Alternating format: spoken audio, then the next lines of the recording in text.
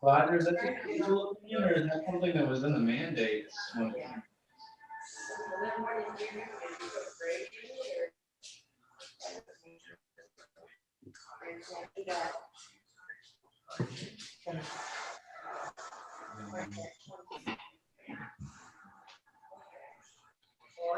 you guys hear me okay? We can hear you better now. Awesome.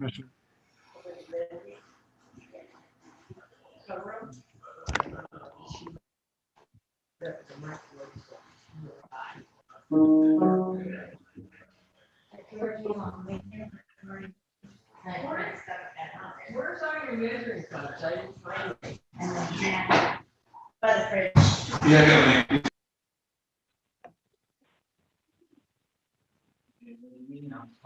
Okay. Thank you.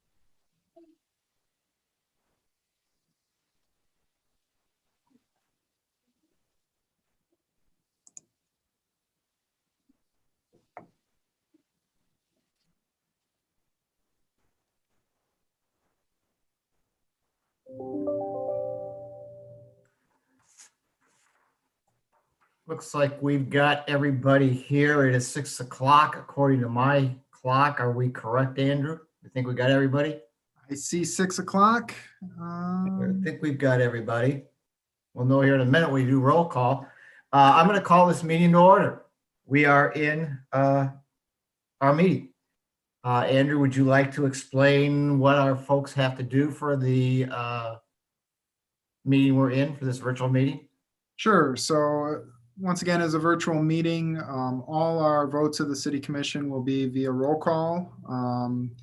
We do have one commissioner who's participating from outside the Sturgis area. So during roll call for the commissioners, he will announce his location where he's participating from. That puts us in compliance with the state order in this case. For public comment, we will have our normal visitor comment period in which people can participate or address the commission on issues not on the agenda. For those attending via the Zoom meeting, that's how you have to participate. And we'll give you a chance to raise your hand and be acknowledged for public comment at that time. That comes a little later in the meeting. And then for each individual agenda item, there is also public comment period, at which point you'll have a chance to be acknowledged and make public comment to the commission. I believe that's the basics of it, Mr. Mayor. I'll turn it back. As always, Andrew, thank you very much for what you do here. The next item on our agenda is the Pledge of Allegiance, please. Should we stand? I pledge allegiance to the flag of the United States of America, and to the republic for which it stands, one nation, under God, indivisible, with liberty and justice for all. The next item on our agenda is our invocation, and tonight our invocation is going to be provided to us by Pastor Larry Matro of Trinity Lutheran Church. Pastor Matro, please. Thank you, Mr. Mayor. Good evening, everyone. Everyone doing pretty well? It's good to see everybody looks so serious when they're coming up on Zoom. I don't know, whatever. All right, let us begin. I found a little story today. Can you hear me okay? All right. Yes. An author, a cynical man, once sought to escape city life by moving to a little house in the country. His house was located across the street from a farm, and from his library window, he often looked up from his writing to watch as his neighbor engaged in a wide variety of jobs that needed to be done on his farm. He was intrigued to the point of distraction. He watched as a man mended the fence after his cattle had broken through. He watched as a man replanted a field after heavy rain washed out the planting. He watched as he made repairs to his tractor and removed several large stones from his field. The farmer seemed to work from sunup to sundown, doing battle against the elements and facing one problem after another with unlimited energy. The author began to wonder about this man's optimism. One day, the author strolled from his cottage to talk to the farmer. "You amaze me. You never seem to lose heart. Do you always hope for the best?" The farmer thought for a moment, and then with his eyes flashing, he replied, "No, I don't hope for it. I work for it." Now, I don't know if you guys, you ladies and gentlemen, work from sunup to sundown as commissioners. I probably don't think so, but I imagine that the needs of this city, the responsibilities of your positions are not often far from your thoughts and hearts. And for that, I thank you. In 1 Corinthians 12, Paul talks to the church about being a body, each person with a specific role, but all the roles are interconnected. While the city commission is not a church, it is a body that must work together for the greater good of the community. And for that, I also thank you. With that in mind, let us pray. Lord God, thank you for the privilege of another day on this earth and in this community. Thank you for the men and women who serve this community. While they have matters involving their families, personal lives, occupations that may be weighing heavy on their hearts and minds tonight, they are here to discuss matters affecting the Sturgis community and to take action on some matters as well. Help them to do these tasks before them with integrity and zeal. Help them to work together for the greater good of our community. Also bless them in their personal lives in whatever way they need at this moment. I pray that the pandemic would subside soon. Help our business owners, especially those who work in the restaurant industry, to be able to endure this time and then to rise as things begin to open again. Thank you also for the freedom and the blessing that we enjoy as Americans. In Jesus' name I pray. Amen. Thank you, Pastor, for those words. The next item on our agenda is roll call. Mr. Rhodes, if you would, please. Commissioner Burr.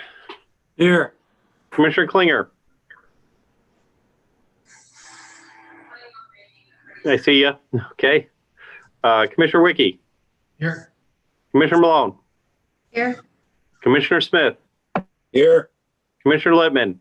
Here. Plant City, Florida. Thank you. Commissioner Good. Here. Vice Mayor Mullins. Present. Mayor Heil. Here. Thank you very much. The next item on our agenda is proclamations and presentations, and we have a proclamation tonight that I am going to enjoy reading because it goes to a very, very dedicated, special lady. It is going to, our proclamation is for Kathy Abbs, and it states as, whereas Kathy Garner Abbs has been a resident of the city of Sturgis for over 50 years, and whereas Kathy began her career for the Sturgis Area Chamber of Commerce in 2005 after working 28 years for the Kirsch Company and then at Sturgis Hospital. And whereas beyond her position as Chamber Executive Director, she demonstrated a strong commitment to public service in her role on the Community Mental Health Board, St. Joseph County, Animal Control Board, City of Sturgis Downtown Development Authority Board, St. Joseph County Edge Board, and the Sturgis Exchange Club. And whereas in her role as Chamber Executive Director, she placed high value on collaboration and partnership between both our chambers, local and county governments, nonprofits, and community groups and volunteers. And whereas Kathy deserves tremendous credit for promoting education, relationship building, and partnership with local government, especially focusing on improving the experience of individuals and small business. And whereas Kathy worked as a tireless advocate for all business, including her leadership with Generate Sturgis and as a team member of the Sturgis Business Development Team. And whereas Sturgis Fest's growth and evolution into a premier festival in the region can be credited in a large part to Kathy. She places special importance on access for all community members, and whereas Kathy is known for her willingness to help people solve problems, navigate systems, and find the right resources regardless of whether they were members of the chamber. And now, therefore, be it resolved, on behalf of the city of Sturgis, I would like to recognize Kathy Garner-Abbs for her 16 years of dedication as the executive director of the Sturgis Area Chamber of Commerce and her contributions to the city of Sturgis and greater Sturgis area. Where'd you go? There she is over there. Congratulations, Kathy. And I hope retirement treats you well. I appreciate it, Mayor. I wish I could thank all of you in person, but this will have to do. You know, when Mike said something to me about it last week, I was kind of surprised because it truly is just doing my job. I'm paid to do that. But I realize why I'm so uncomfortable. And I think it has to, I think that the pastor hit on it. You mentioned it, Mayor. Any positive impact I've ever made in the community has been in conjunction with and with the support of my family and friends, our ambassadors, our board members, the staff, those people that sat at 306 West Chicago. Could not do it without them. And last but not least, it's with the city of Sturgis and the staff. Every year I would tell all of you how it couldn't do that without the city. But it's not just for Sturgis Fest. It's kind of an everyday, you know, and helping some of the new small businesses and whatever it is, someone in the community that needs help. I'm uncomfortable because while my name is on it, I never did it alone, never. And I can tell you it's been a privilege serving with you guys, and it's a real honor to have this proclamation in my name. Thank you so much. Thank you, Kathy. Are you going to stay with us for the full meeting? I think. Whoops, you went to mute. The reason why I ask, if you're not, I was going to ask if the commissioners would like to say some words. Sure, go ahead. All right. Do any of the commissioners like to say anything to Kathy? Mr. Lippman has his hand up. Kathy, I've known you. Hello, can you hear me? Yep. Okay. I've known you for a long time, before you were there and before I was here.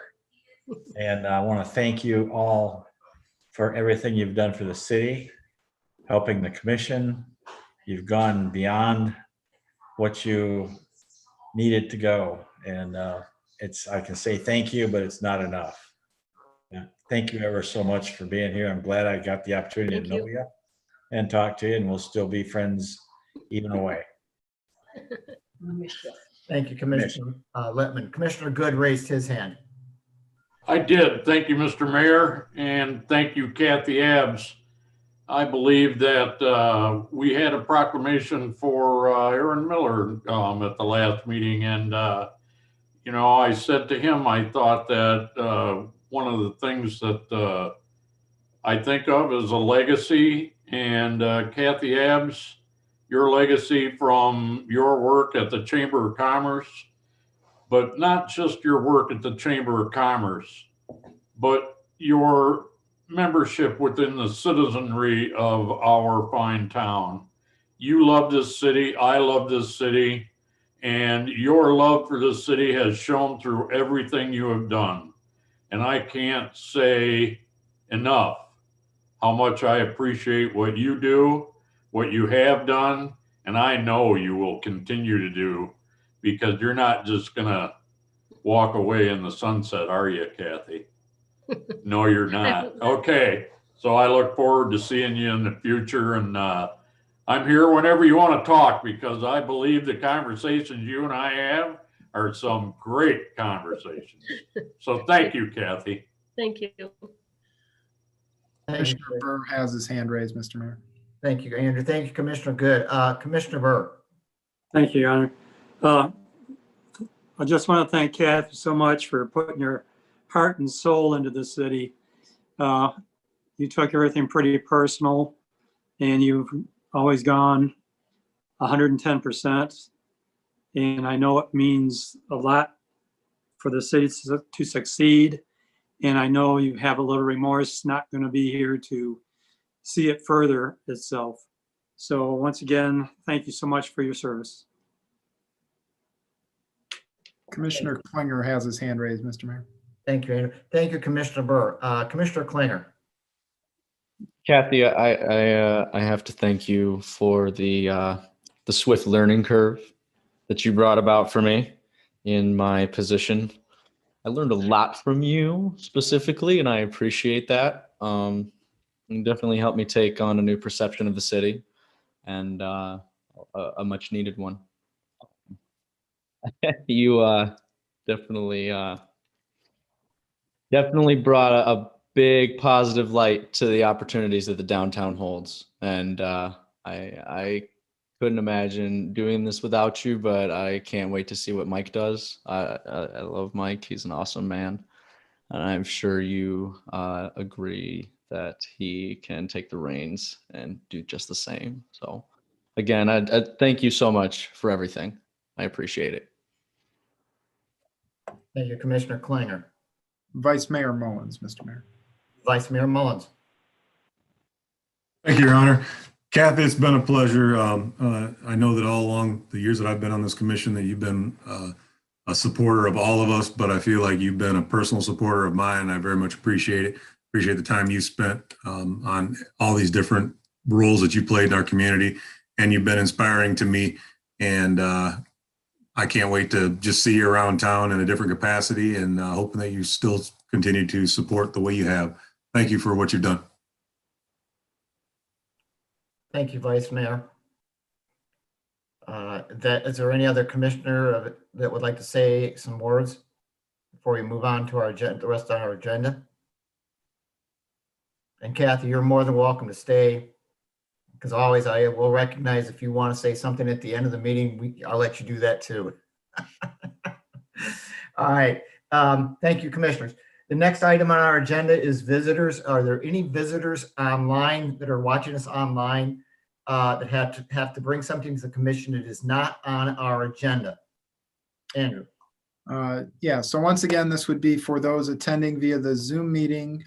You can use the raise hand feature to be recognized for a public comment. As the mayor mentioned, this is for issues that are not on tonight's agenda. For those joining us via phone, you can raise your hand with *9 on your phone. For those that are joining us via computer, you can use the raise hand feature. It should be at the bottom of your screen. We do have one comment, Mr. Mayor. It is from a phone call. The number is 1-269-651-3418. So I'm going to allow that individual to talk. He or she can unmute themselves with *6 on their phone and make their public comment. Would you please tell us who your name and what your address is, please, before you make your comment?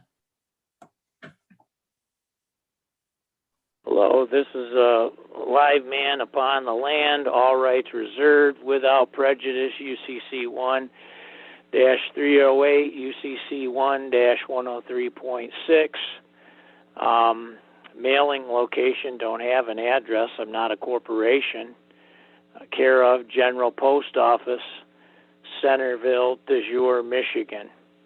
Calling today in regards to the petition to stop the high voltage transmission lines, the 6 different routes coming through Sherman Township. I don't know if that's on the record, if that's going to be later on in the discussion or not, because I wasn't able to look at the notes for what's going to be on the agenda today. I'm thankful that Kathy was on today. Kathy was a good lady, and I appreciate her comments at the beginning of what she said. She said, I got paid to do my job, and I did my job. And I knew a county clerk like that, and her name was Patty Bender. And she did her job. And when you went to Patty and you asked Patty a question, she got you the answer to the question. She didn't beat around the bush. She got the job done. So did Kathy. And I appreciate Kathy for that. I'm up to 5 pages on the list of people that do not consent to the high voltage transmission lines and easement going through Sherman Township. There will be more names forthcoming. I've got one more link to go down and meet of those 6 paths.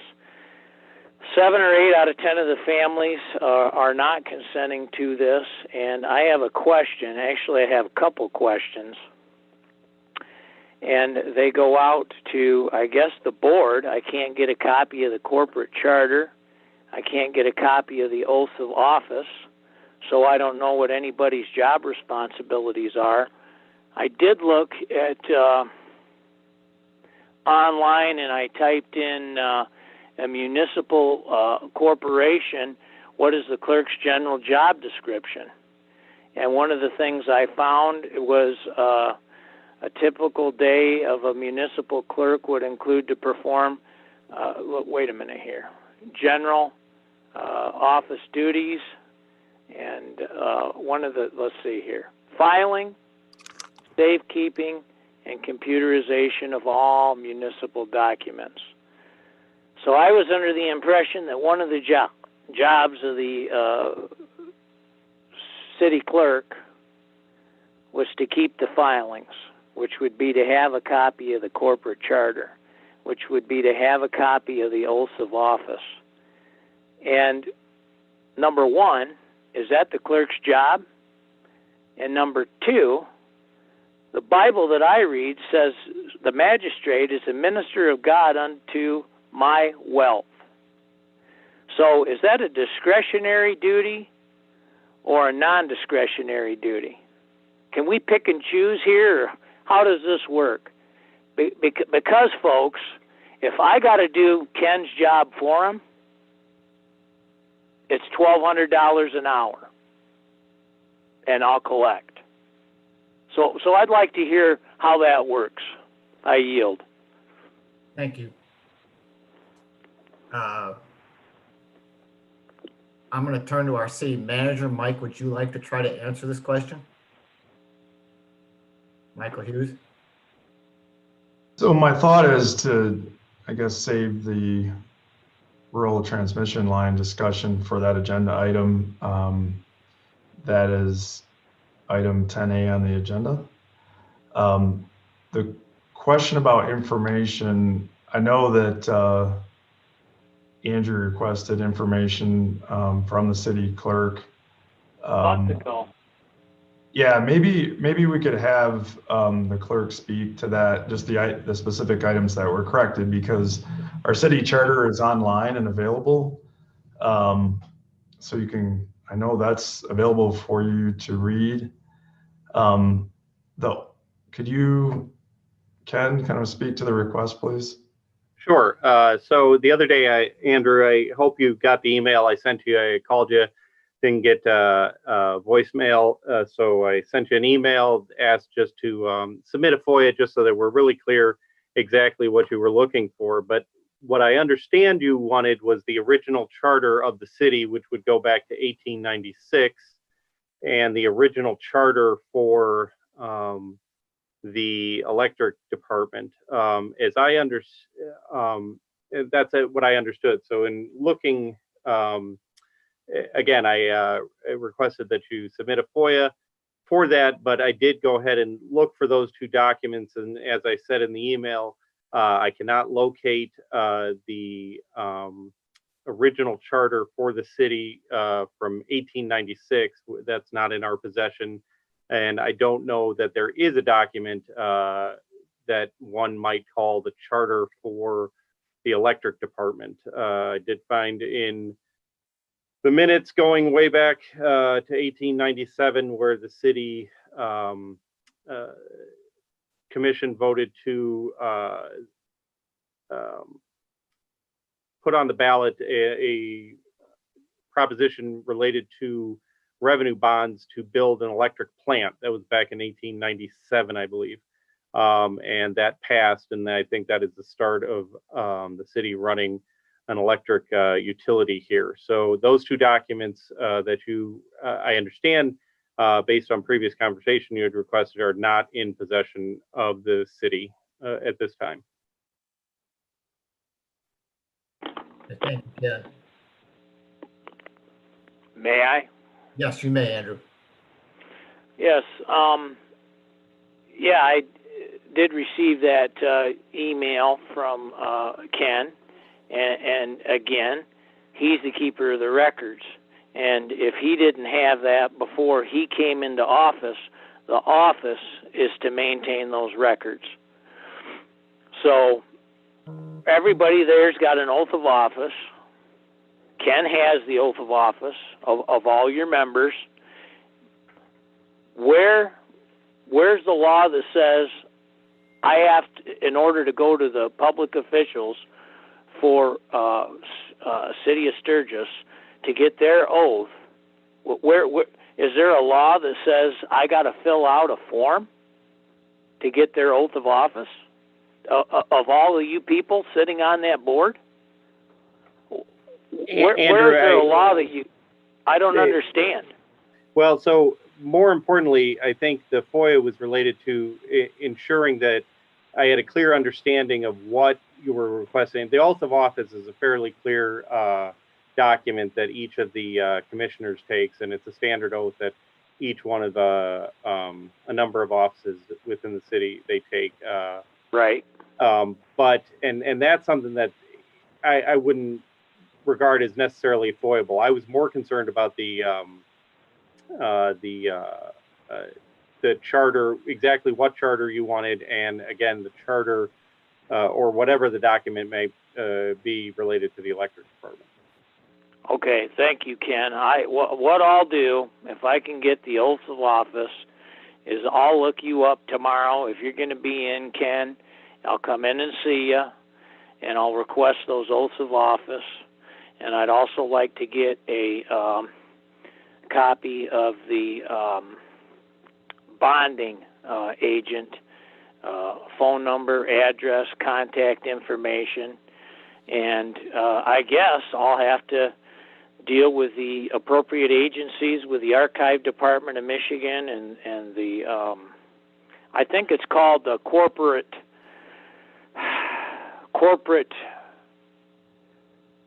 Corporations Division of Michigan that would have Sturgis Electric. I'll get the records, and I'll give you guys copies.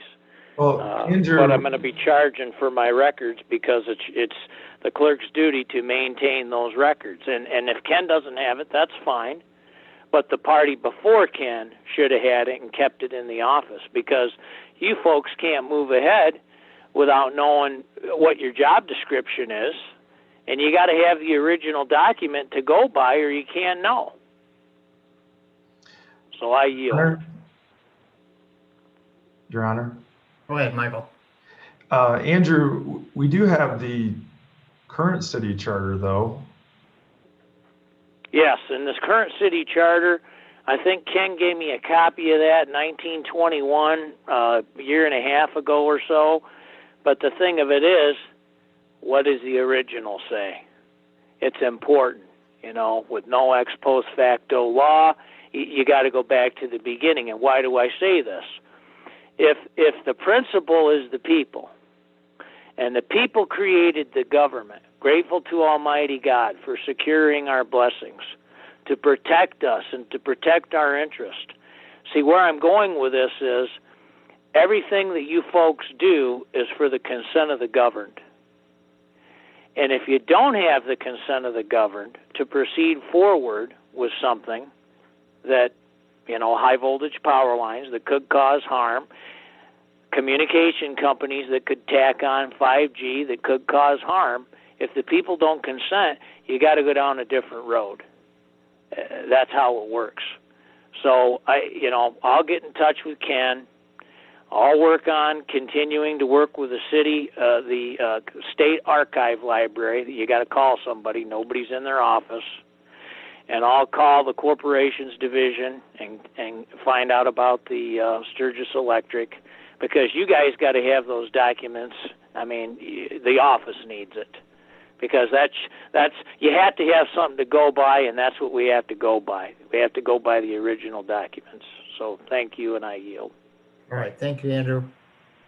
If there are no other people in the audience that have anything to bring, we'll move on to the next. Andrew, do you see anything else? If anyone else has public comment, please go ahead and use the raise hand feature on Zoom. For those dialing in via phone, that is *9. This would be for items not listed on tonight's agenda. And I see none, Mr. Mayor. All right, thank you, Andrew. We're going to move on to, I will take a motion to approve the tonight's agenda, please.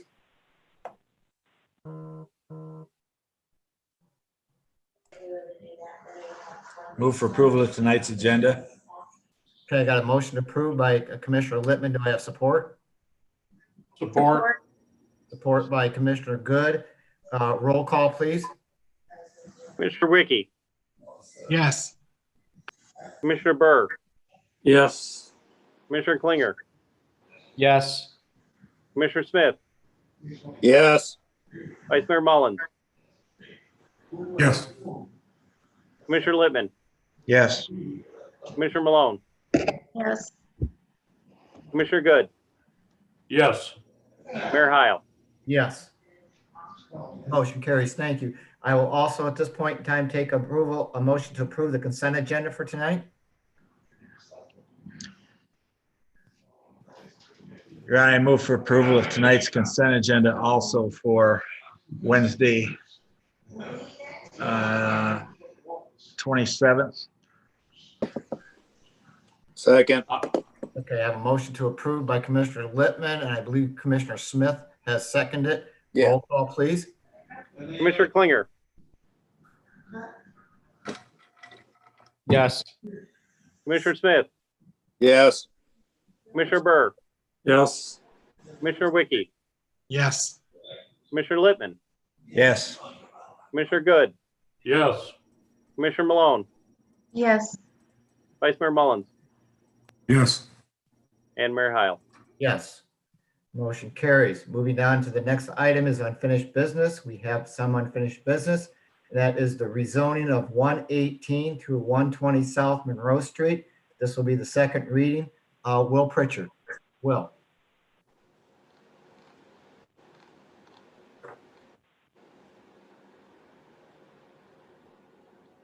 I see he's talking, but I don't hear anything.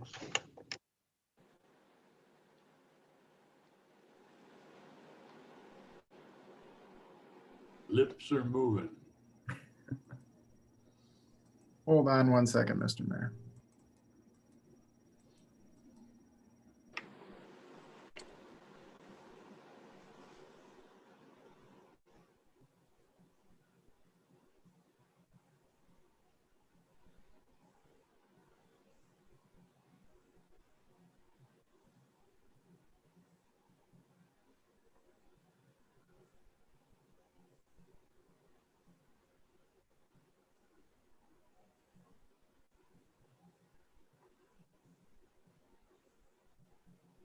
You're gonna have to unmute yourself, Will.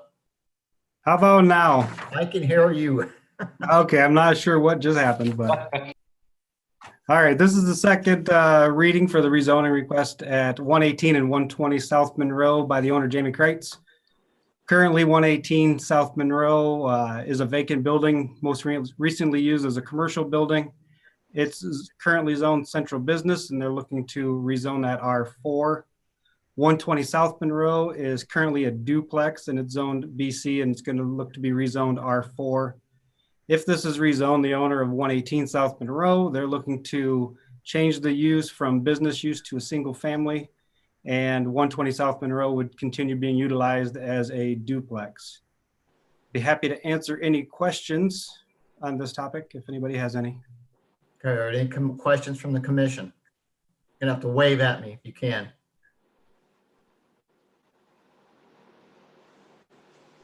I don't see any commissioners have any questions at this point. Commissioner Burr has his hand raised. Commissioner Burr. Yes, thank you, Your Honor. I know I was at the Planning Commission and talked a little bit about that, that whole area about rezoning it to an R3.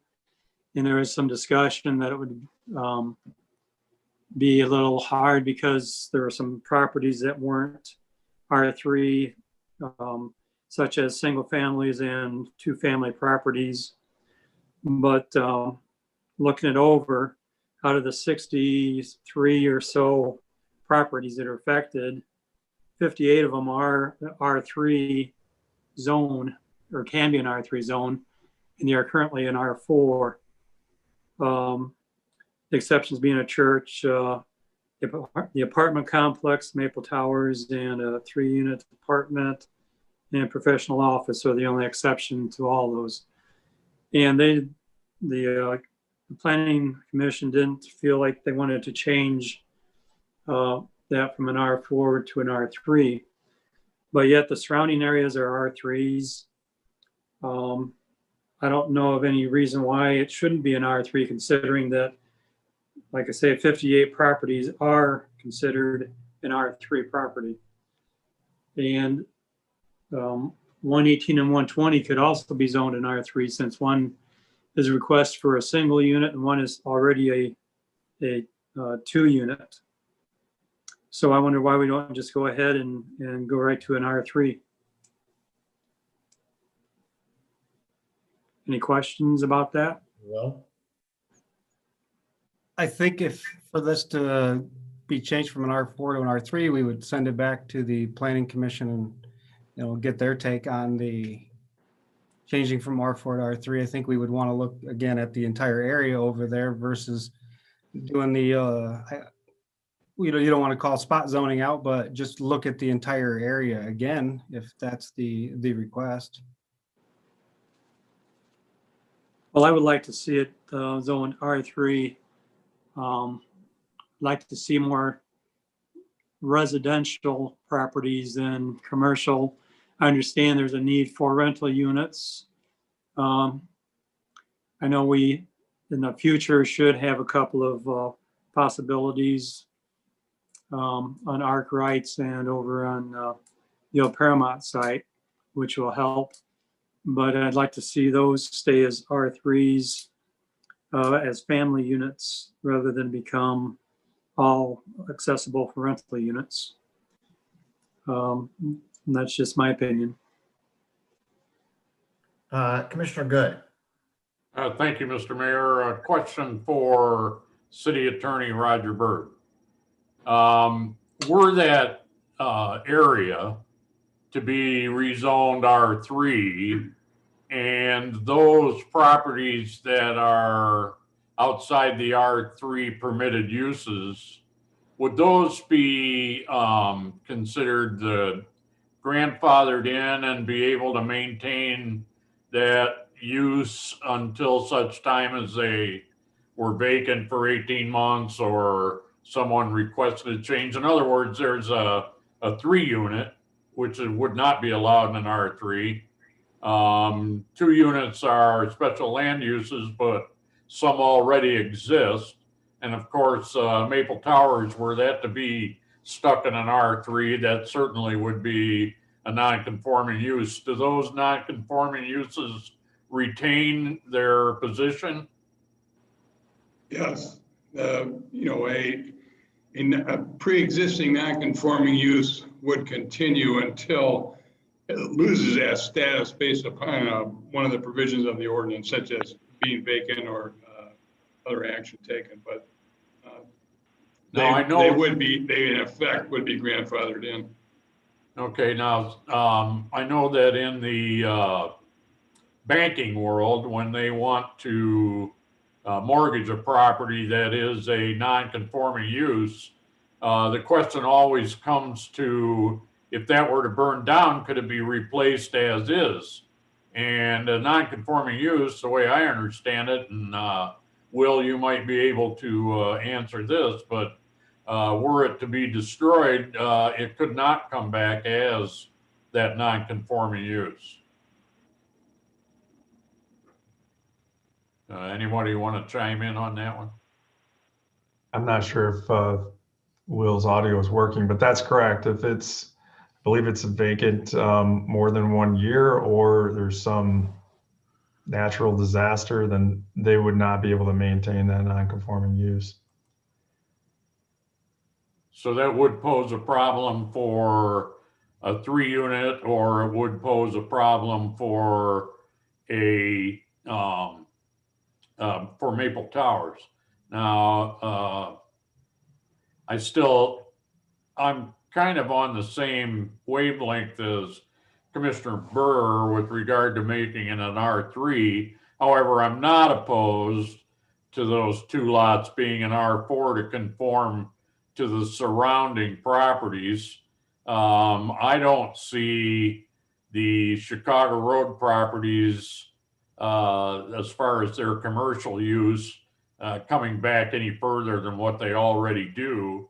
So to maintain that business highway zoning for those 2 lots doesn't seem to be as conducive to use as it would be were it an R4 or an R3. So, I don't have an objection to it becoming an R4, but I'm also in line with Commissioner Burr when it comes to, if we're looking at this and the Planning Commission is looking at it, to create it as an R3. So that's in the lap of the Planning Commission. Yeah, Mayor, if I might just comment. Yes. The resolution just before you tonight, just for second reading, just deals with the 2 parcels. If there's a general consensus that is appropriate, then a vote could be taken on it.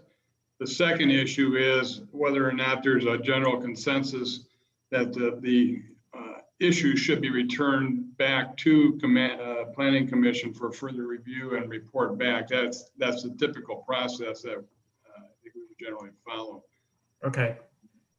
But I think we need to consider separating out the issue of approving or disapproving second reading, and then what additional review, if any, commission's going to ask the Planning Commission to engage in. Okay. Do we understand what Roger just said? Let's take Certainly care of do. Okay, so let's take care of the first item on here to whether we go to approve for R4 for these 2 parcels. Correct? So do I have a motion to approve this agenda item and support? I motion to approve and support. Okay, motion by Commissioner Smith. Do I have support? I'll support it. I had about 2 people or 3 people do this. Was Commissioner Malone, did you support this? I will recognize Commissioner Malone as supporting the Commissioner Smith's motion.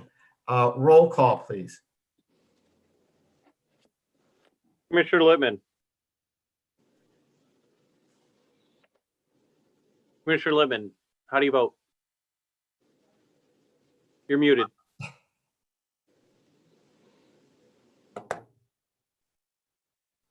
So muted. There you go, Skip. So Commissioner Littman. What? Yes.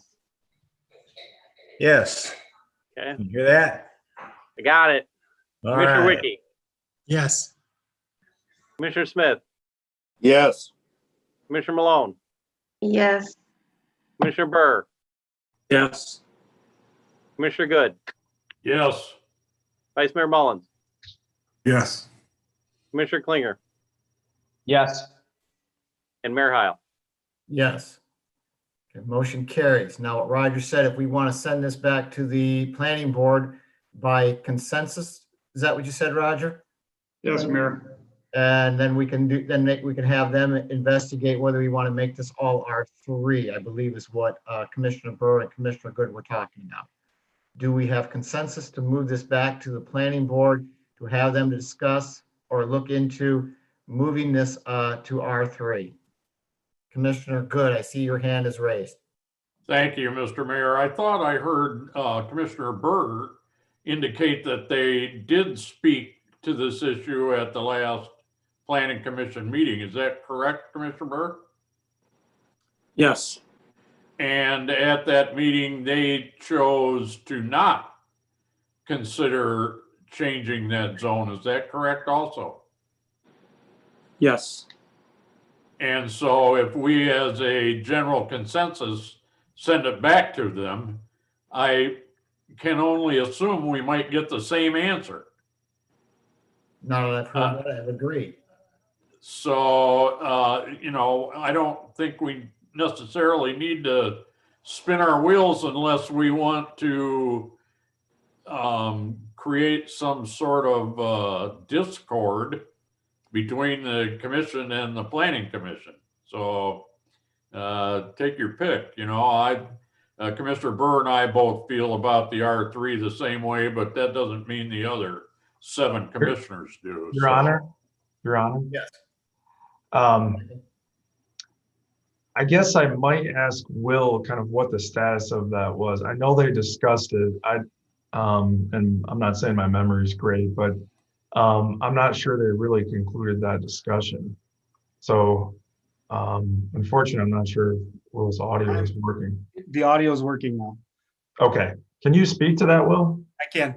Yeah, there was some discussion on it. The planning commission decided not to make a recommendation or move forward with any rezonings. They didn't want to create any additional non-conforming properties there because of the area there with the multifamily. You know, they were not in like just one area. They were dispersed throughout that, and that's one thing they didn't want to have. They've tried to look at not creating non-conforming properties by rezoning, and they made the decision at that time to just look at having a public hearing to rezone the one property on South Maple that was zoned BH1. So they did look at it, and at that meeting, they did come up with a conclusion to not look at rezoning any other properties except for the one just south of the planned development district on South Maple, which was zoned BH1, to recommend that to R4.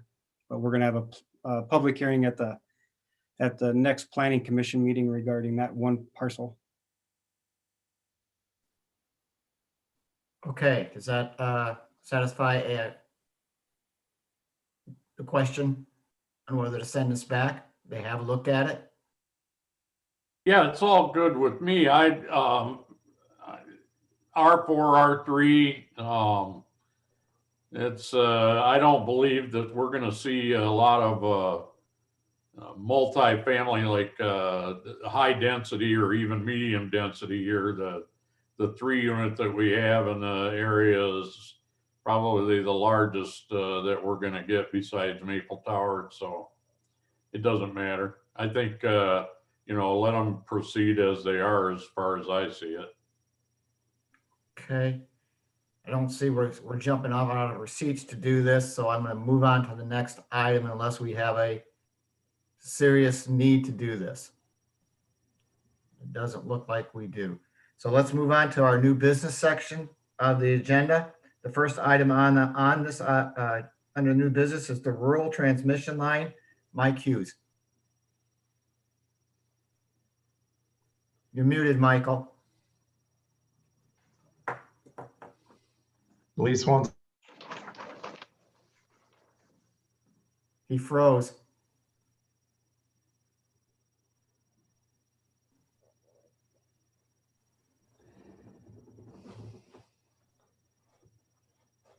I think Mike's froze, Andrew. I'm certainly glad to see it's not just me that does that. Oh, Mike's froze now. Well, it looks like I might miss another agenda item. Let me go see if I can either, oh, there. Mike, are you back? All right, I'm probably going to send him to my office, so give me 1 second. All right. While we're waiting, you think if I may, Mr. Mayor, I had sent an email to Andrew Cook asking whether or not an investigation of any other form of virtual meeting might be investigated after tonight. I might think that we might want to do that. I don't know. Is it just Zoom or is it the Wi-Fi in the Sturgis? Who knows? Good point.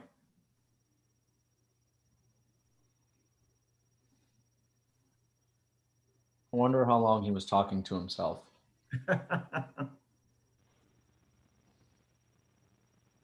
What I'm looking at, it looks like we lost Michael's connection totally.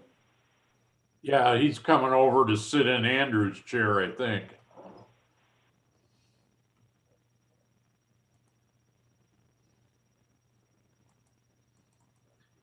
I will chime in also. I'm kind of disappointed that we lost the other Andrew. I was hoping he would stay for the agenda item. I wanted to engage him with several questions, but now he's gone. And so I feel, I don't know, disappointed. Are you certain that he's gone? I don't think he's Well, I gone. don't see him here. Over in the attendees, there's some phone numbers over there, so he may be online Oh, still. okay. Well, I'm hoping he's still here. Looks like he is here. Okay. Okay, Michael. Rural transmission line. Are we good? You're still No, he's still muted. We'll get there. We'll get right. there. Thank you, Your Honor. Apologize for that. I am not Andrew Cook. I'm Mike Hughes, City Manager.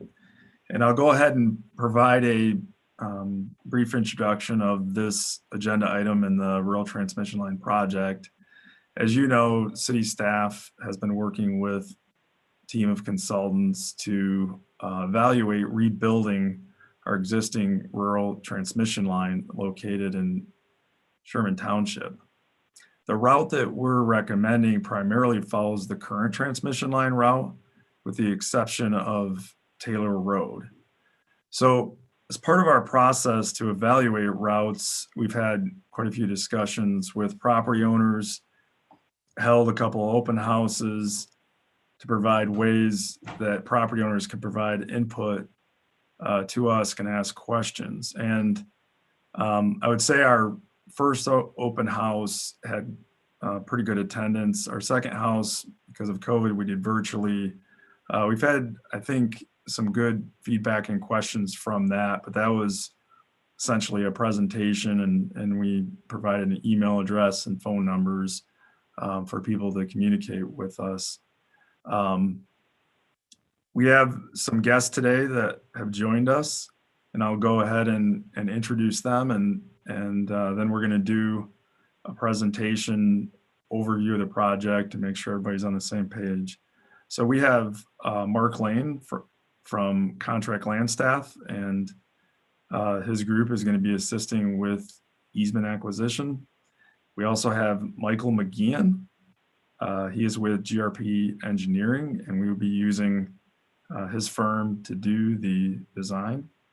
And then I also want to mention Josh Chakowski. He's our electric superintendent. So with that, I'm going to go ahead and have Mark start with the presentation. Mark, are you there?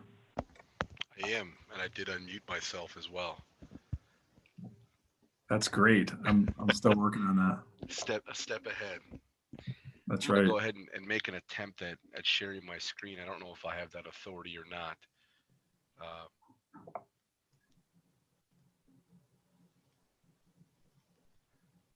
I apologize for those of you that are just called in on your phone. You won't be able to see, what I'm showing. But this is a similar presentation that we utilized for our last virtual open house. Just kind of want to go through that presentation, utilize some of our subject matter experts to discuss a few points on the project, and then I'll turn it back over to Mike. So this is our rural transmission project. Really, project description or a reason for the project. And again, we have been discussing this for almost 2 years now. But the overall project scope is to upgrade and modernize electrical infrastructure and provide increased capacity as well as a reliable power supply to the customers of the city of Sturgis. The current proposed route is approximately 6 miles in length. We're proposing a single circuit 69 kilovolt transmission line that will connect an existing substation in downtown Sturgis to a new proposed substation location, which is already owned in fee by the city of Sturgis, and that would be north of Bulk and Featherstone intersection on the east side of the roadway. The easement will approximately be 60 feet wide or 30 feet from the center of the transmission line. And you could see potential structures being either steel or wood in the heights of 80 to 100 feet tall. Kind of a high overview proposed schedule at this point in time. Community dialogue has been ongoing, like I said, for about 2 years now. Route selection and permit preparation began October 2018. We'll probably carry through, the beginning of spring this year. Open house and community meetings. We did have an open house about 1.5 years ago, and as well as one in December. Survey activities and engineering design started winter 2020 and will probably carry through spring of 2021. Right-of-way acquisition could potentially start in February at the earliest. I know it's probably going to push a little bit further out than that based on the current schedule and the current place where this sits in negotiations with the city stakeholders. But it would probably take somewhere in the ballpark of 4 or 5 months to complete that process.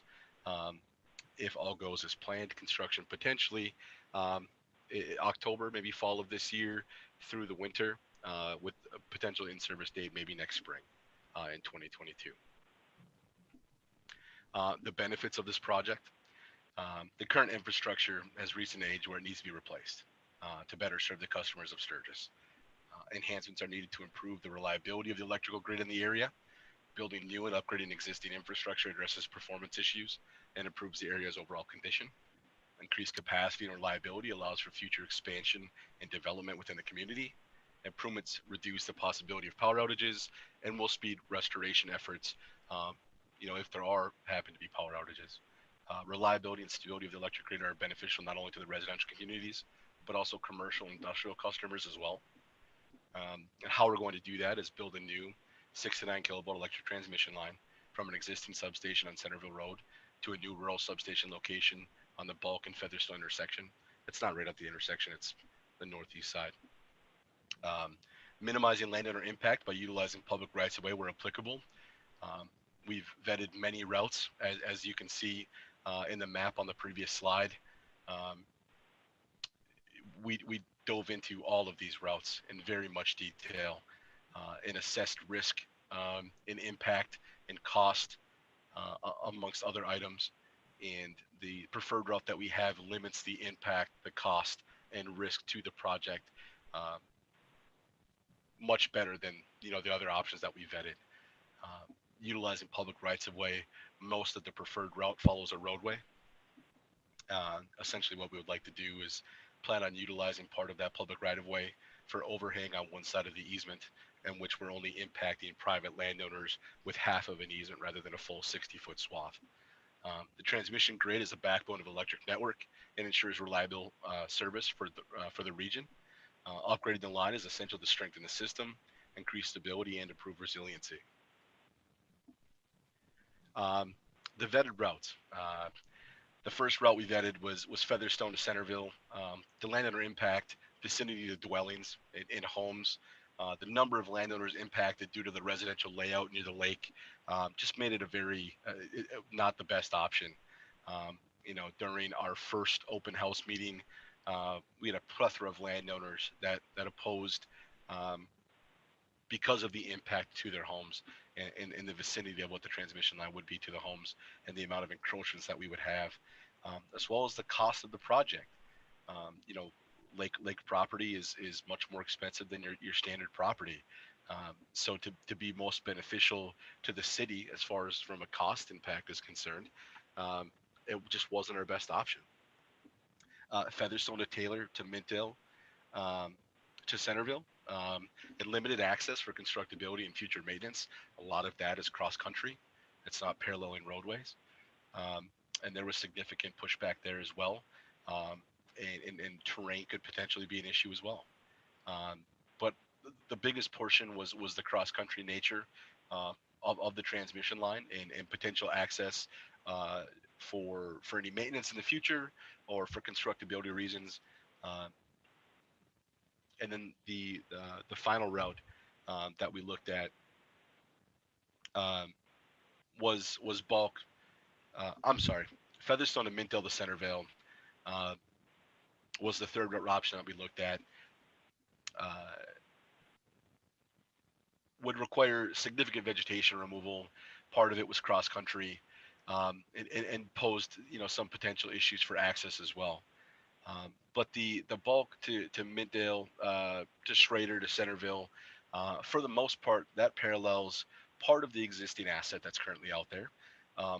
And on top of that, where we deviate from the existing line route, as you can see on this map, is kind of the purple route that turns kind of straight north towards Taylor Road, where our preferred route continues west down Mintdale and then turns north on bulk. We parallel Mintdale on bulk for a majority of that line asset. And the locations that we're not paralleling Mintdale on bulk, we do parallel, for the most part, the existing asset that's currently out there. So it's by far, based on cost, risk, impact to landowners, our preferred route was the best route option that we vetted. I'll touch base a little bit on right-of-way and what we anticipate for the steps to be. Me and my team, experienced professionals assigned to facilitate the process from the very beginning steps of survey all the way through restoration, post-construction activities. Right-of-way activities would include, survey permission in the very beginning, having our folks come out and really dig much further into, what's currently out there, what poses a risk, potential impacts, communicating with landowners. Landowners know their property much better than we will. And you can only see so much when you kind of drive down the road and just give a visual review of kind of what's out there. There could be underground utilities or whatever the case may be. That's really the part where we start building a relationship with our landowners and having communication on both sides. Once survey is complete and the line is designed, we'll start with the exhibits and easement negotiations. That's really where we'll start sitting down and going over the rights that the city is looking for to obtain to build and maintain this asset. And then once all of the rights and grants and easements are acquired, we'll roll into our construction after procurement is completed. We'll build the line. And then once the line is built, we'll follow up with restoration activities and ensure that any damages done to the surface of properties are properly restored. And now I'm going to pass off the meeting to Michael McGeehan with GRP Engineering. And I'll have Michael touch base on the engineering aspects of this project. Whenever you're ready, Michael, go ahead. Yes, very good. Thank you, Mark. Thank you, everyone, for your time this evening. On the engineering side, which is obviously the very detailed side, our process is right now in the route selection process, working very closely with city staff and contract land services, looking at these routes using well over a dozen factors as we do look at each one: number of properties that are affected, environmental requirements, visual impacts, conflicts with other utilities, and obviously costs, as Mark touched on. Once the final route has been selected, the next step that does occur, moving into topographic surveys, wetland delineations, looking at the existing electrical system, acquiring all the data we need on it, and data also on other projects that we may have to coordinate with in the area. So a lot of survey work and a lot of data collection are coming here shortly after the final route selection. Our engineering studies, evaluations, those certainly provide the basis for the final criteria that is going to be utilized in our design, including items such as conductor sizing, structure materials that are going to be used, be it wood, steel, or some other material. Once we have all of that done, we prepare the construction drawings. In that, we finalize structure height, placement, and we may make some just final minor tweaks to the center line at that point as we complete the construction drawings. With those done, we do handle all of the final line design. The specifications are prepared and bid documents are prepared for procuring the construction materials. That's all the poles, insulators, the conductor, line hardware. And after that, we also move into the construction planning process and specifications for the construction contractor. And bringing into that work plan are items that may have been brought from the meetings with the individual landowners. Again, as Mark commented, just working very closely with those, we need to bring all of that into the construction planning phase. The codes and standards that we utilize, all of the line design follows the National Electrical Safety Code, the NESC, which is the code that governs utility overhead and underground line design. And the standards that are followed include the Rural Utilities Service, RUS, which is a nationally recognized design and construction standard. And then all of the City of Sturgis specific design requirements come into play as well. We do take into account site-specific considerations during both the route selection and into our final design process. Any very site-specific issues, again, that may be brought by individual landowners or by the team of surveyors and designers that are in the field. And that may include encroachments, that may impact our structure location and center lines, any crossing of existing utilities, roads, railroads, those all certainly impact structure placement and structure height. And same with FAA restrictions. This route does cross near the airport, so that is impacting on our line design. That is taken into account as well. And then any foundation or anchoring requirements for angle structures, dead end structures, those are communicated both with the landowners and brought into our design so that everyone that is impacted by the project is aware of the type of structures, foundations, and anchoring that would occur. So obviously the engineering stage is a very, very critical stage in the overall project. It has to bring together all the site requirements, the codes, the standards, the comments and issues brought to us by the individual property owners, and through all that to set the construction phase obviously onto the proper path to have a successful completion of the project. And those are my comments. Thank you. Thanks, Michael. And then just to touch and kind of end the presentation, just our initial contact.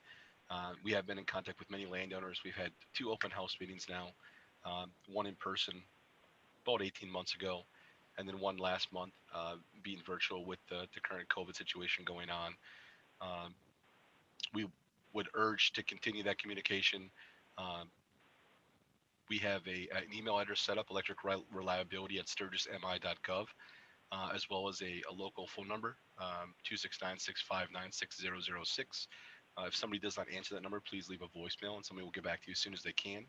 And lastly, if you prefer, a U.S. Postal Service type method, there is also a mailing address present as well. And with that, I'll hand it back over to Mike Hughes.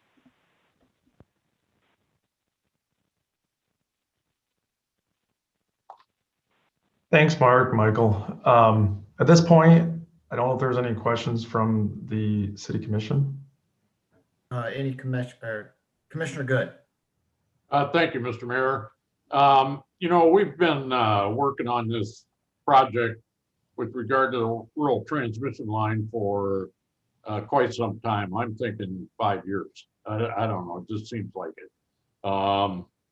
At any rate, I went out this afternoon and I had a little time on my hands And I drove bulk to Middale, to Myers, to Schrader, to Centerville.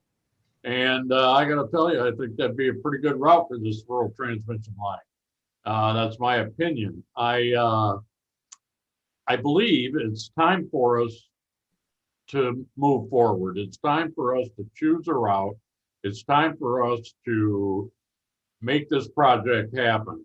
The line from the hydroelectric dam to the city of Sturgis and the line that they're replacing has been in place for a long time.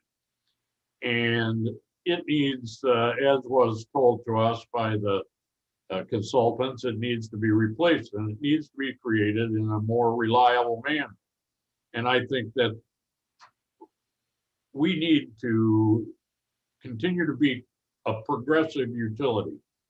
And in order to do that, we need to choose a route.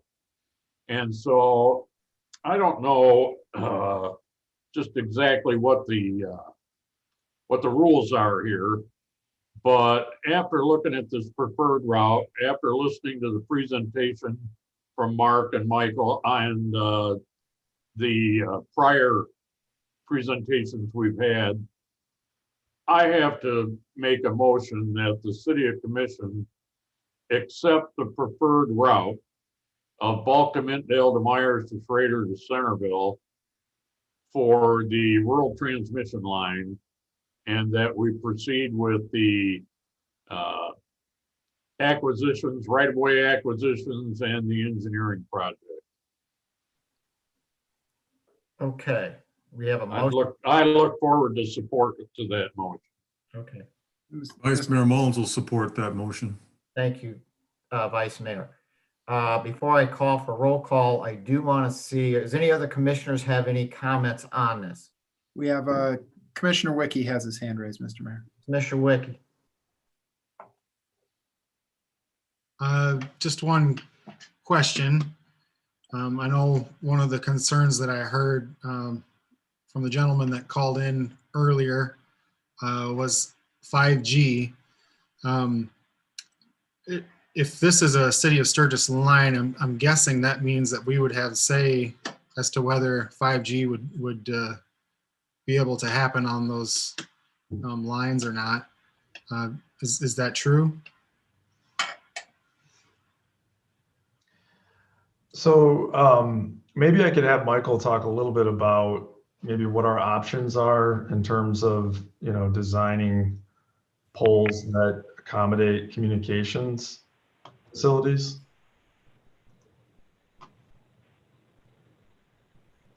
Absolutely.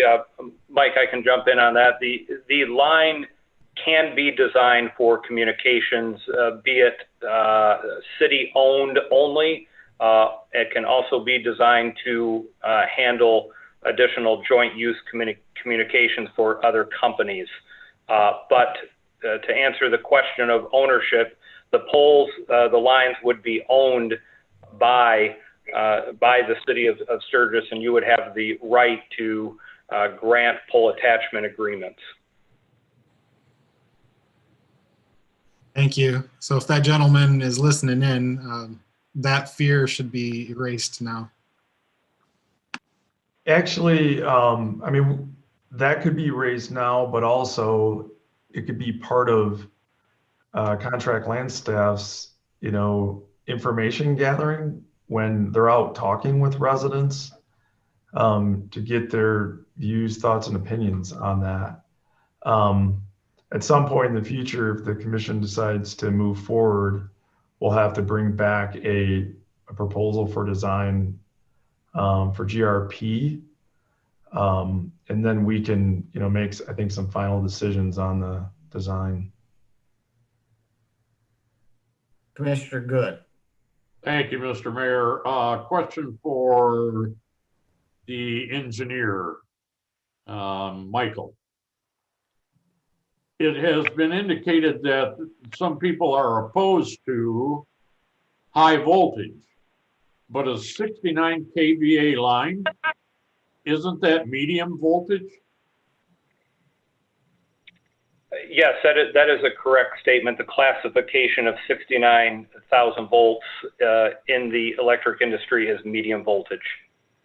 So if I were playing the devil's advocate and I said I had my cows underneath the 69 kVA, the chances of the cows becoming sterile would be less or non-existent. Well, that is, it is a different, I mean, the engineer is going to give you the long and detailed answer, of course. There are many factors that come into play with the electricity, the voltage, the distance away, et cetera. But certainly we're here at 69,000 volts, which is medium voltage, which would be the same as your distribution lines that are out there today. They are in the medium voltage class. Thank you. Any other comments by the commission? If not, I am going to turn to the public. Andrew? Sure. Once again, for those joining us via the Zoom meeting, you can use the raise hand feature to be recognized for public comment. We do have one person with their hand raised. Again, this is telephone number 1-269-651-3418. I will allow you to talk.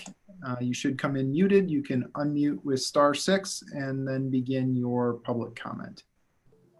Okay, I want not knowing how many people are going to talk from the public, I want to limit your comments to about 2 minutes. So, Mr. Rhodes, would you time this, please? 1 minute.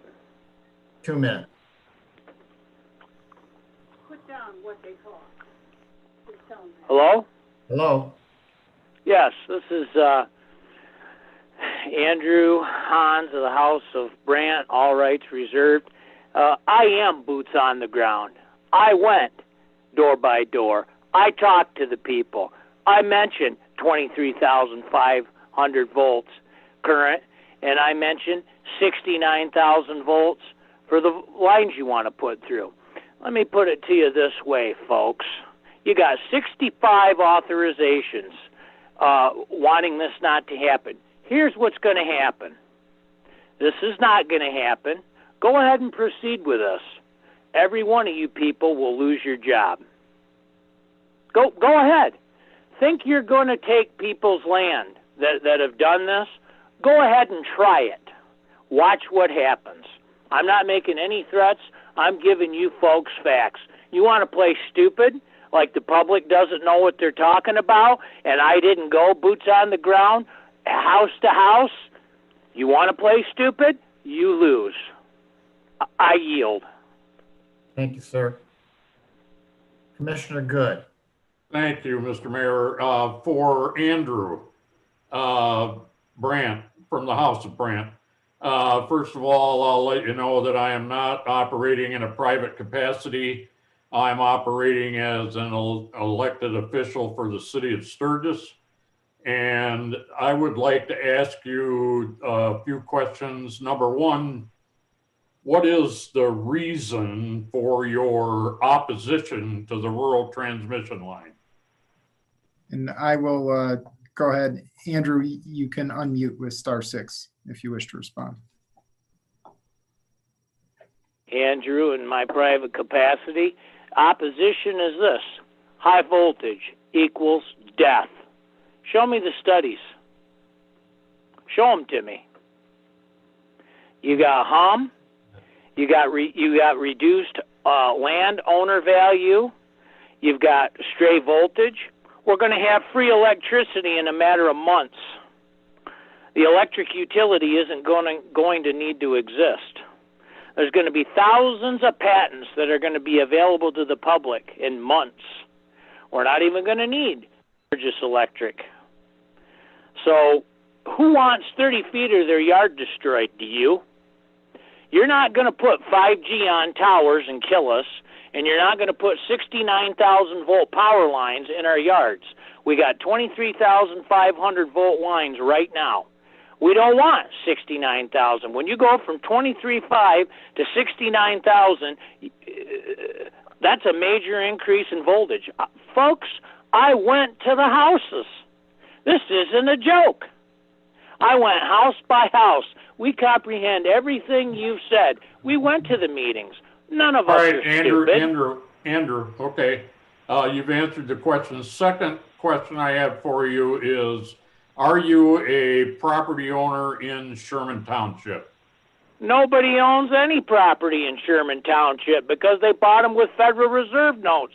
But folks, wait, who am I talking to? What's your name? What's your name? My name is John Good, Andrew. Good, John. I'm glad I'm talking to you because you opened a can of worms. Because you know what's going to happen now, John? Now people will be landowners because you're talking to me. You want to proceed? Now you will have landowners. I don't own any land in Sherman Township, but me in my private capacity can stand for other people in their private capacity who have an unlimited right to contract. My parents, who are in their 70s, live in St. Joe County, Michigan. They're one of two people in St. Joe County that don't have a digital meter and pay $35 a month so that they don't have to have a digital meter on their house that can kill them. All right. And you know what, John? Now there will be landowners in St. Joe County, and all you folks are going to lose. And you will comprehend as I continue to proceed. And if anything happens to my life, I'm coming after every single one of you people. Now that sounds like a threat. Now, no, it isn't. The last question. Do you currently use electricity? Do I currently use electricity? Yes, I currently use electricity. And here's the thing. Here's my question to you, John Good. On about December 16th, did you approve 5 marijuana grow facilities in Sturgis so that you guys could take on the money to grow marijuana in Sturgis and get $5,000 per permit to grow marijuana in Sturgis at the same time this started, 2 weeks before Christmas? Answer the question. Well, first of all, yes, we did, but I want to know how that is germane to a rural transmission line. Oh, I'll tell you how it's germane. You need power to power up all that marijuana for the dope heads that are going to be smoking it in Sturgis. You went from a casino to marijuana. We don't want any of it. I don't know who you people think you are, but it's going to come to an end because you're not going to proceed without consent. There's something called consent. Andrew, are you a registered voter within the city limits of the city of Sturgis? No, I'm not a registered voter anywhere. All right, then. That's the last I'm a live man on the land, and my folks, there's a trust. There's 58 acres in Sturgis in the city limits, east of Thurston Woods. Big Hill Road, US 12, 950 feet of frontage. And here's how it goes down, John Good. Somebody sells something. They don't sell land because you can't sell land because you don't own it because of the Federal Reserve notes. Something changes hands, and what you guys do, the Beesicker farm. You're there, Johnny on the spot. The property that I just talked to about, the 58 acres in Sturgis, that changes hands. Where's Sturgis Electric? Johnny on the spot, putting power lines in on the north side, taking it off of the south side, putting in high voltage power lines. I know how you people operate. Something changed hands, here you are. Zabel sold to Probst. Things change.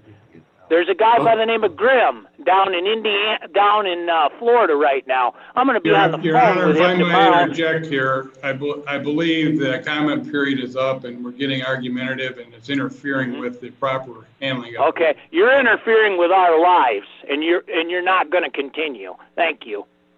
All right. Andrew, are there any other callers that would like to make comment? If there's anyone else who wishes to make public comment, you can use the raise hand feature at this time to be recognized.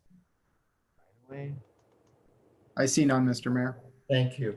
If there's no other comments about the rural transmission line issue, we have a motion on the floor by Commissioner Good and supported by Vice Mayor Mullins. Roll call, please. Commissioner Burr, Yes. Commissioner Malone, Yes. Commissioner Klinger, Yes. I guess, Yes. Yes. Commissioner Smith, Yes. Vice Mayor Mullins, Yes. Commissioner Littman, Yes. Commissioner Wiki, Yes. Commissioner Good, Yes. and Mayor Heil. Yes. Motion carried. Thank you, sir. Thank you all for this discussion on this issue. We'll move on to the next item on our agenda, a traffic control order for Vinewood Avenue, Berry. Please.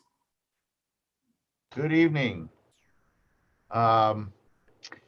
Back in August of last year, we brought to the commission a traffic control order to disallow parking on both sides of Vinewood from US 12 to Congress in advance of the reconstruction or rehabilitation of Vinewood.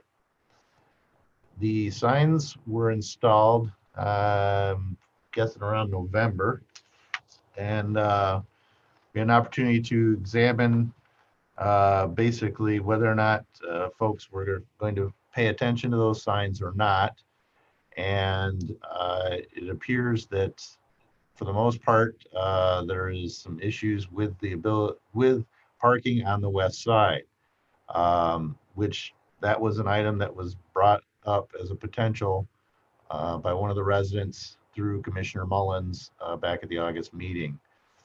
With the review that's been done over time by Department of Public Safety and Engineering Department, we feel that it's probably not going to work very effectively to try to have bike lanes on both sides of Vinewood when this project is complete.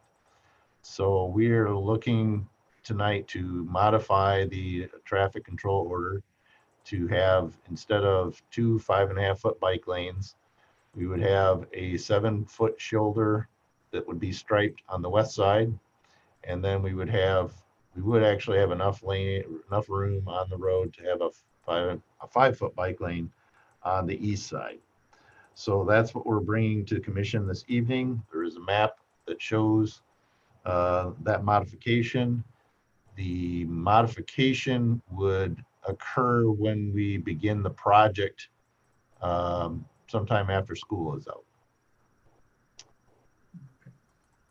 Any questions for Barry on this agenda item from the commission? Commissioner Good. Yeah, thank you, Barry. This sounds a lot like the section of North Lakeview, north of Lafayette. Is that pretty close to what that's going to be like? Commissioner Good, it would be very similar to that. North Lakeview stretch from the railroad up to basically the mayor's house area, except that we will actually have enough room to actually have a bike lane on the opposing curb side. Okay.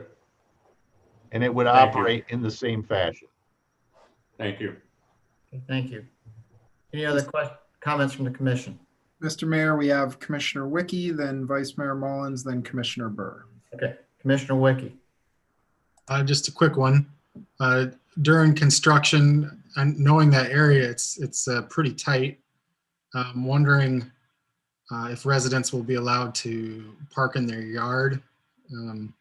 Otherwise, they're going to have to go on quite a hike to get to their vehicles.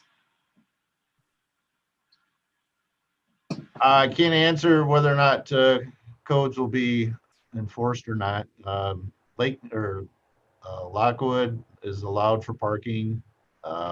Actually, Ivanhoe to the west of Vinewood is allowed for parking. We could entertain the idea of discussing with the schools the ability for residents to use parking lot during construction as an option at some point as well. Thank you. I can speak to that too. I mean, in those situations, I can't recall a street construction project where we had that type of request. This may be different because of the circumstance, But I'll give you an example. Sometimes when we've had, really heavy snows and there's no place to put snow, people park in spots that, normally they're not allowed to. So we'll work with them on that. Okay, thank you, Michael. Commissioner or Vice Mayor Mullins. Thank you, Mr. Mayor. Just wanted to extend my gratitude to city staff, Barry in particular, and whomever else they worked with on this engineering of this project, to listen to the constituents on the street and make life easier on them when this project is complete by allowing for parking on the whole length of the street besides the 3-lane area down at the north end of it. But one question, Barry, you in the notes here, it says that the west side is going to be 7 feet wide and striped. Will that be like striped spots, or are you talking about just a stripe for the designation of the parking lane over there, parking / bike lane? Yeah, it's meant, Commissioner Mullins, is to define that is parking. It's not going to be specific parking spaces. Okay. It's a white line. Most people don't really recognize this, but you're not actually supposed to cross over the white line unless you're actually at an intersection. But it's supposed to kind of help delineate that area that is allowed for. It's really not meant for like moving vehicles. It's meant to be as a park space, or okay, not used at all. Well, perfect. I appreciate the concessions that were taken on this. All right, Commissioner Burr. I withdrew. Oh, all righty. No other questions from the commission. Do we have any people on the watching us on the phone that would like to make comment on this parking, on this agenda? Once again, for those joining us via the Zoom meeting, if you wish to make public comment, you can use the raise hand feature to be recognized. If you're joining us via phone, you can use *9 in order to be recognized for public comment. I see none, Mr. Mayor. Thank you, Andrew. What say the commission? Mr. Mayor, Vice Mayor Mullins here. I'd move that the Sturgis City Commission approve traffic control order number 21-01 as presented. Have a Second that. Control order, and I think Commissioner Klinger is seconding it. Yep. Roll call, please. Commissioner Smith, Yes. Commissioner Littman, Yes. Vice Mayor Mullins, Yes. Commissioner Good, Yes. Commissioner Burr, Yes. Commissioner Malone, Yes. Commissioner Klinger, Yes. Commissioner Wiki, Yes. and Mayor Heil. Yes. Motion carried. Thank you. That takes care of our agendas items tonight. We're going to move down to commissioner and staff comments. Let's see here who we've got. I'm going to start down here. Oh, Holly. Thank you. I don't have any comments tonight. All right, thank you. Barry. Sure. So we did submit a submission for the branch awards for APWA for the Pleasant Avenue project. And yesterday we got a photo taken with the award that was presented to us by the branch. And just for commission's knowledge, we have submitted submitted it to the state chapter of the APWA, and we'll see what happens in early March. All right. Congratulations, Barry. Any other comments? Is that it? Yep. Thank you, sir. Will. Any comments?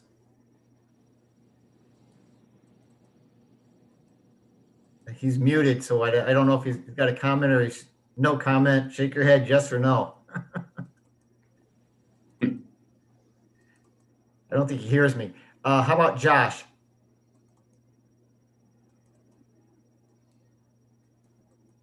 Nothing there. Ken Rhodes. Nothing tonight. Thanks. Thank you, sir. Andrew. Nothing this evening. Thank you, Mr. Mayor. And again, thank you for what you're doing here. Roger. Nothing tonight, Mayor. Thank you. Let's see here, Michael. Nothing this evening except just a reminder to go into closed session for union negotiations. All right, thank you. And Ryan. Nothing this evening. Thank you. Thank you, sir. Let's go down to our commissioners. Commissioner Klinger. Yes, I just want to thank the engineers from GRP and Josh and everyone else on the staff, working hard to find what's in best interest for the city and its citizens and those in the areas surrounding us. So I appreciate all your hard work, Barry. I really hope that Vinewood looks good when we're done with it. I travel a lot, so thank you. Okay, thank you, Commissioner Klinger. Commissioner Burr. Nothing tonight. Thank you. Thank you. Commissioner Wickie. Nothing tonight. Thanks. Thank you.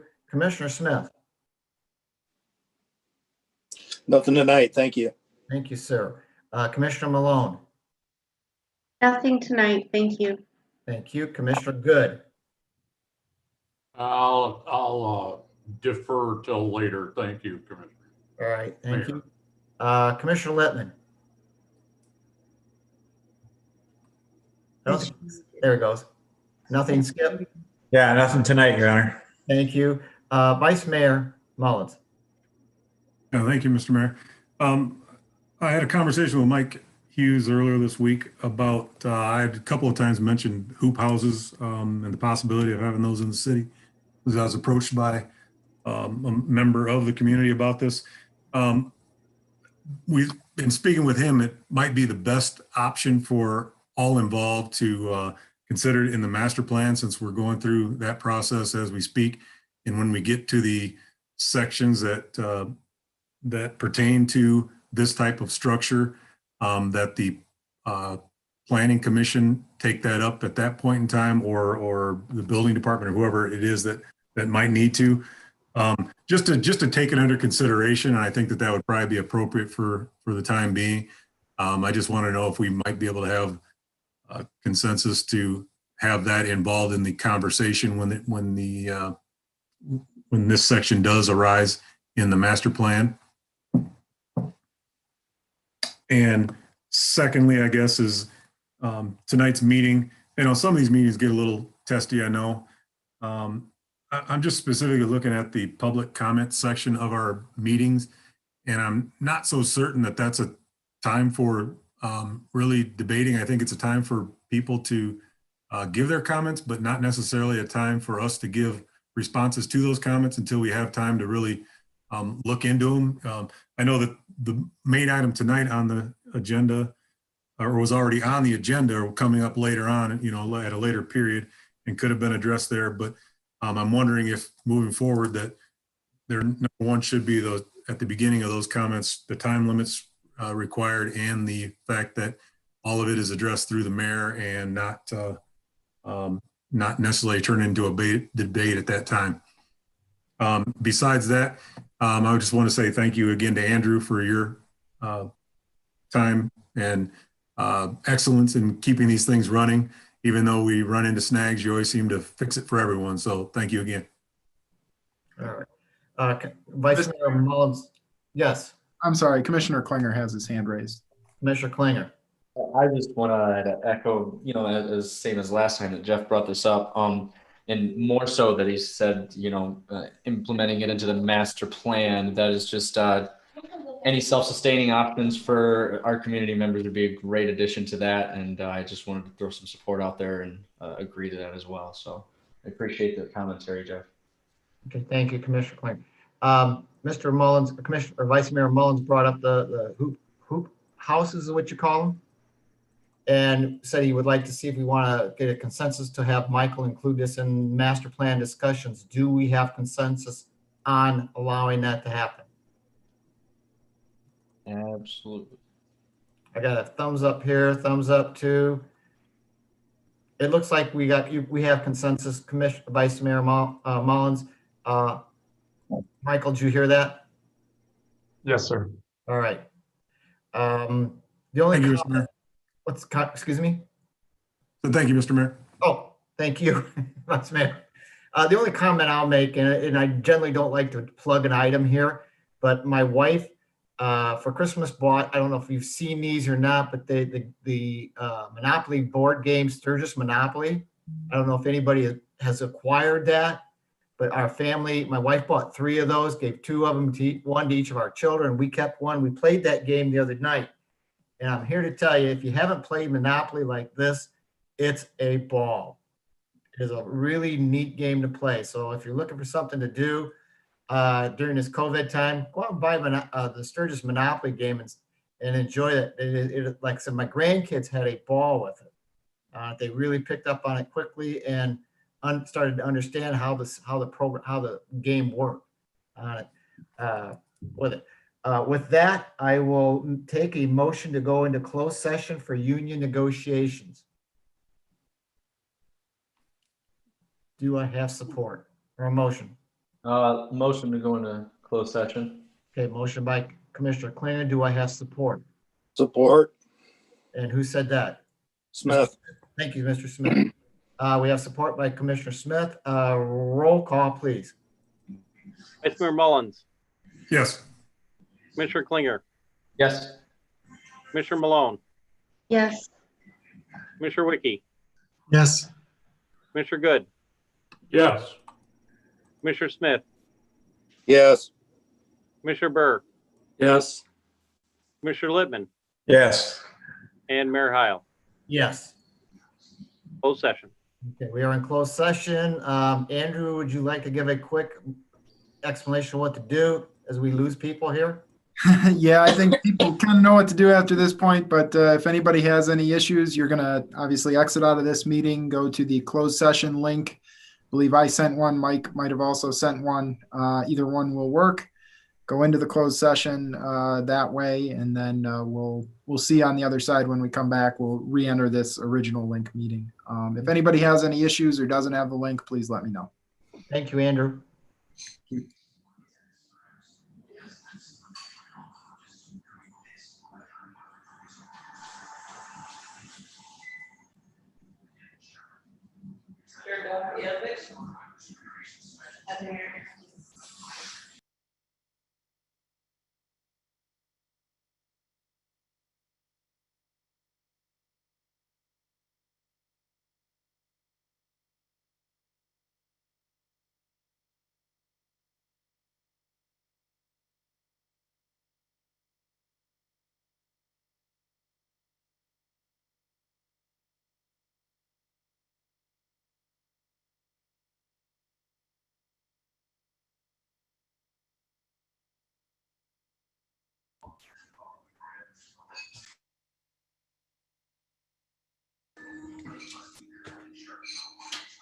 Open session.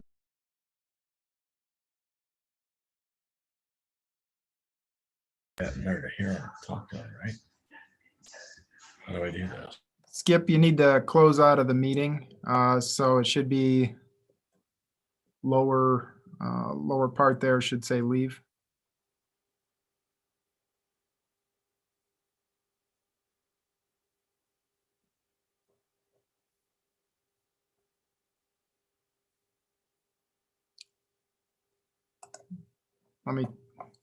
Let me try this. It should be at the bottom of your screen now on the right hand side. Should say leave. Oh, there you go.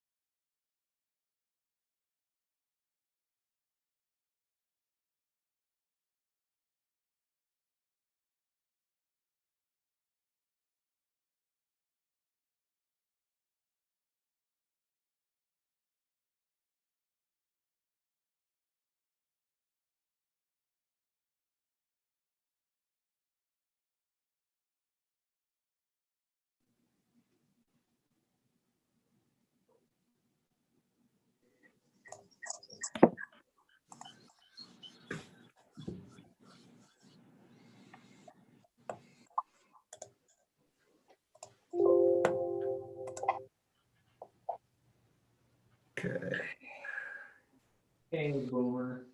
Hey, buddy.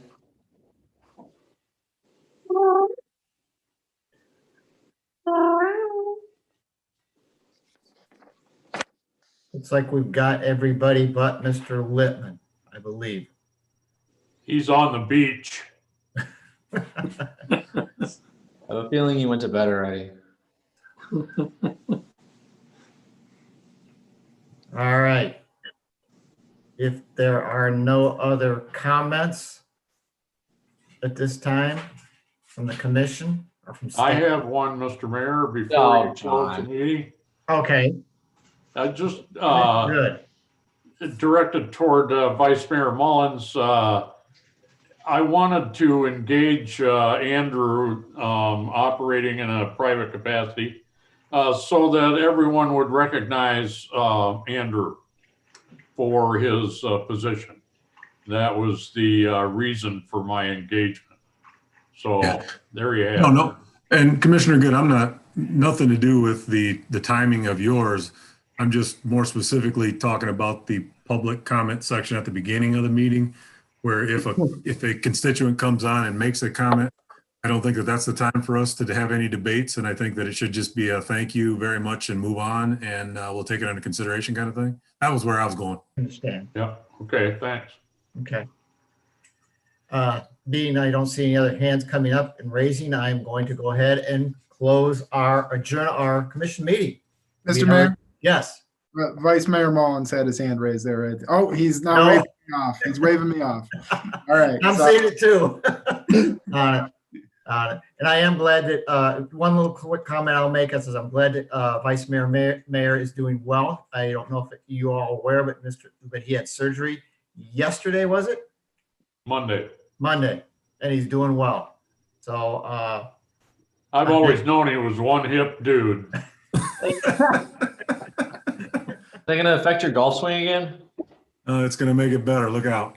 Oh boy, a little rubber band action. I'm going to be a bionic man before long. All this equipment's going in me. and on Thank that, you, Mr. Mayor, for mentioning that. well, they should know. With that, I am going to go ahead and adjourn the meeting. We are officially adjourned. Thank you all and have a good evening.